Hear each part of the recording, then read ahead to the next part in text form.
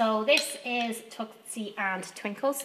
Now as you can see, they're very, very nervous, so they would need a very experienced owner, so someone who's willing to take on a cat that they might not be able to get near to for maybe a week or 2 weeks, but they have the experience to be able to bring them out of their shell.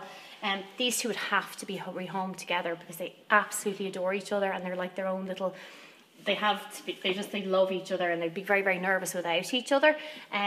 With these two kittens, they would have to go together. They would also have to go to a quiet room, so someone maybe with a quieter household. Definitely, you know, young kids, I wouldn't home them with dogs, and possibly no other cats.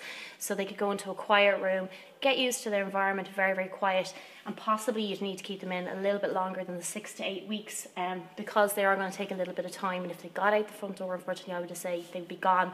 Now, they will be microchipped, so obviously that being a major thing, that if they do get out on you, that they will be able to get back to your own home again. But as you can see, they are quite nervous, and so hopefully now someone might want to take these two little on.